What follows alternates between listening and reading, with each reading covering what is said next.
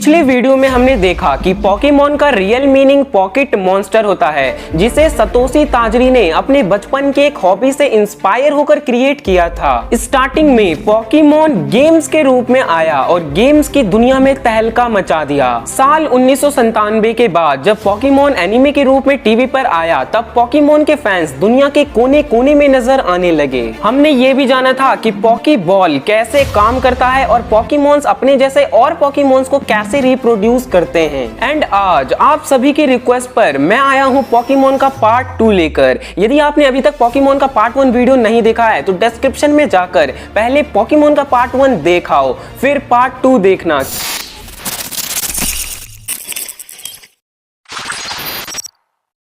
Mystery of GS ball. GS ball एक बहुत ही special and mysterious पॉकीबॉल है, जिसका कलर गोल्ड एंड सिल्वर है। जैसा कि इसके नाम में ही साफ साफ दिखता है, जी से गोल्ड, एस से सिल्वर, हो गया gold and silver ball. But जितना साफ सुथरा नाम है ना, ये बॉल उतना ही मिस्टीरियस है। सो जीएस बॉल की पूरी मिस्ट्री को हम 5 स्टेज में सॉल्व करने की कोशिश करेंगे। फर्स्ट स्टेज रहेगा GS ball in anime, second GS ball in video game, third GS ball in manga, fourth mystery revealed in interview, fifth the conclusion. First stage GS ball in anime. जैसा कि आपको पता है, Pokemon world में Pokémons को पकड़ने के लिए सबसे बेसिक पोकेबॉल कुछ इस तरह का दिखता है, लेकिन पोकेमॉन वर्ल्ड में कुछ ऐसे अनोखे पोकेबॉल भी एग्जिस्ट करते हैं जिसे सिर्फ कुछ स्पेशल पोकेमॉन्स को पकड़ने के लिए बनाया गया है। एंड जीएस बॉल भी उन्हीं अनोखे पोकेबॉल्स में से एक बॉल है। लेकिन इसकी मिस्ट्री ये है कि एनीमे के अंदर इसे सीजन 2 में इंट्रोड्यूस कराया गया और सीजन 3 में इसे पूरा का पूरा इग्नोर कर दिया गया। एनीमे में कहीं भी ये चीज रिवील नहीं की गई कि जीएस बॉल कैसे बनी एंड कौन से पोकेमॉन को पकड़ने के लिए बनाई गई। और जैसा कि मैंने कहा, सीजन 3 के बाद किसी भी सीजन में जीएस बॉल को दोबारा नहीं दिखाया गया। Indian version Pokemon season 2 episode 1 Pallet party panic. Anime के अंदर जीएस बॉल सबसे पहले पैलेट पार्टी पैनिक एपिसोड में इंट्रोड्यूस कराया गया, जिसमें प्रोफेसर ओक ऐश को प्रोफेसर आइवी के पास भेजते हैं एक स्ट्रेंज एंड मिस्टीरियस पॉकीबॉल को लाने के लिए। जब ऐश एंड उसके फ्रेंड्स प्रोफेसर आइवी के पास जाते हैं, तब प्रोफेसर आइवी उन्हें बताती हैं कि इस मिस्टीरियस पॉकीबॉल का नाम उन्होंने जीएस बॉल रखा है और उन्होंने इसे खोलने का बहुत ट्राई किया, पर वो जीएस बॉल को नहीं खोल पाई। यहाँ तक कि प्रोफेसर आइवी की असिस्टेंट्स ने जीएस बॉल को ओपन करने के लिए उस पर हेक्सो चलाया, हथौड़ा मारा, पावर ड्रिल्स एंड लेजर्स तक का यूज किया, लेकिन कुछ काम नहीं बना। प्रोफेसर आइवी ने खूब रिसर्च किया, लेकिन वो ये पता नहीं लगा पाई कि जीएस बॉल में किस पोकेमॉन को पकड़ा जा सकता है। ये सारी चीजें ऐश को बताने के बाद प्रोफेसर आइवी ऐश को जीएस बॉल दे देती है, ताकि वह जीएस बॉल को प्रोफेसर ओक तक पहुंचा दे। Indian version Pokemon season 2 episode 18 way off day off. इस एपिसोड में ऐश रात के वक्त जीएस बॉल को स्टैंडर्ड पोकेबॉल से कंपेयर करता है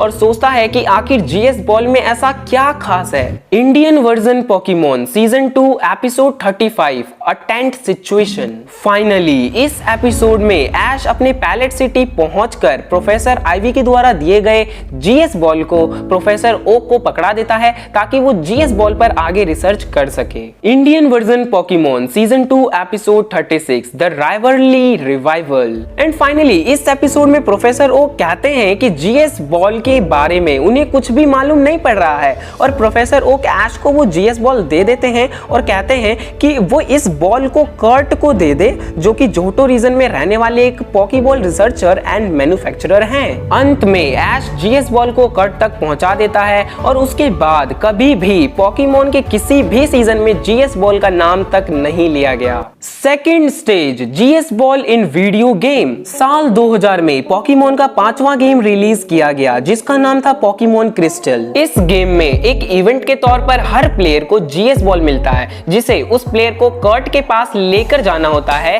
ताकि एक दिन तक कर्ट जीएस बॉल को एनालाइज कर सके। और एनालाइज करने के बाद उस गेम के अंदर जो एक फॉरेस्ट होता है, जिसका नाम आइलेक्स फॉरेस्ट होता है, वो शांत हो जाता है, जिसके बाद हर प्लेयर को उस जीएस बॉल को आइलेक्स फॉरेस्ट के एक श्राइन पर रखना होता है। और जैसे ही प्लेयर ऐसा करता है, उसी वक्त गेम का लेवल 30 खुल जाता है, और लेवल 30 के खुलते ही एक वाइल्ड सेलिबी को दिखाया दिखाया जाता है। नाउ इस गेम का स्टोरी लाइन काफी हद तक एनीमे जैसा है, या फिर यूं कहें कि गेम में जो स्टोरी लाइन है वैसी ही सेम स्टोरी लाइन एनीमे के अंदर भी है। बट एनीमे के अंदर वाइल्ड सैलिबी के बारे में कुछ भी इंफॉर्मेशन नहीं होती है। सो एक कंक्लूजन हमारा ये निकला कि जीएस बॉल को सैलिबी को पकड़ने के लिए बनाया गया था। वेल अभी ये कंक्लूजन आधा अधूरा ही है, क्योंकि सैलिबी के पास टाइम ट्रेवलिंग की पावर है, भला उसे कोई कैसे पकड़ सकता है। यदि सैलिबी को पकड़ भी लिया जाए ना तो वो पॉकीबॉल के अंदर से सेकंडों में फरार हो जाएगी। आखिर सैलिबी एक mythical, psychic and grass Pokémon है, इसलिए उसके लिए एक जगह से दूसरे जगह जाना चुटकियों का खेल है। लेकिन इन सब के बावजूद सच्चाई यही है कि जीएस बॉल में सैलिबी को पकड़ा जा सकता है। तो जीएस बॉल में ऐसा क्या खास है कि सैलिबी इसमें से फरार नहीं हो सकती? इसका जवाब जानने के लिए हमें मांगा का रेफरेंस लेना होगा। Third stage, GS ball in मांगा। पॉकीमॉन मांगा के gold, silver and crystal chapters में मास्क्ड मैन नाम का एक कैरेक्टर होता है जो कि जियोवानी के बाद टीम रॉकेट का बॉस बनता है। एंड जीएस बॉल को बनाने वाला और कोई नहीं बल्कि मास्क्ड मैन ही होता है। वो दो लेजेंडरी पॉकीमॉन्स लूगिया एंड हो-ओ के पंखों से जीएस बॉल क्रिएट करता है, क्योंकि लूगिया और हो-ओ के पास टेलीपैथी और टाइम ट्रेवल को कंट्रोल करने की पावर्स हैं। एंड जैसा कि आपको पता है, लूगिया का ग्रे रंग और हो-ओ का गोल्डन रंग जीएस बॉल पर साफ साफ देखा जा सकता है। इट मींस कि लूगिया एंड हो-ओ के पंखों के कारण सैलिबी जीएस बॉल से कभी फरार नहीं हो पाएगा। वेल मांगा सीरीज के अंदर लास्ट में गोल्ड ने पीहू की हेल्प से जीएस बॉल को खोल दिया, जिसके बाद उस पॉकीबॉल के अंदर से सैलिबी निकलता है।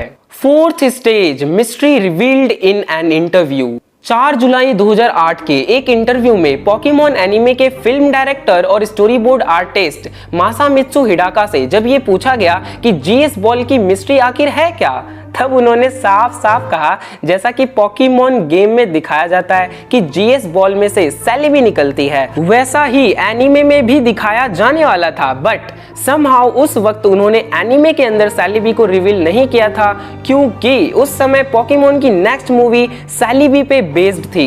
इसलिए मासामित्सु हिडाका ने सैलिबी को अपने उस next movie Pokemon forever Celebi the voice of forest के लिए बचा लिया था और एनीमे में नहीं दिखाया। उन्होंने सोचा कि जीएस बॉल को कर्ट तक पहुंचाने के बाद सभी पॉकीमॉन फैंस जीएस बॉल को पूरी तरह से भूल जाएंगे। एंड जब उनसे पूछा गया कि क्या जीएस बॉल पॉकीमॉन में दोबारा नजर आ सकता है या नहीं, तब मासामित्सु हिडाका ने साफ सीधे कह दिया कि जीएस बॉल की कहानी वहीं खत्म हो चुकी है और आगे जीएस बॉल कभी भी किसी भी एपिसोड में नहीं दिखाया जाएगा। Fifth stage, the conclusion. So finally हम कंक्लूजन के तौर पर कह सकते हैं कि जीएस बॉल को सैलिबी के लिए बनाया गया था, जिसे पॉकीमॉन एनीमे के डायरेक्टर ने हल्के में लेकर कब का बुला दिया था। बट पॉकीमॉन फैंस ने इतना सीरियस ले लिया कि वो आज तक मेरे जैसे यूट्यूबर्स के कमेंट सेक्शन में जाकर लिखते हैं, sir I want to know about GS ball. And मुझे नहीं लगता कि आज के बाद जीएस बॉल के बारे में आप कहीं भी किसी से कुछ पूछोगे, cause now the whole chapter is closed.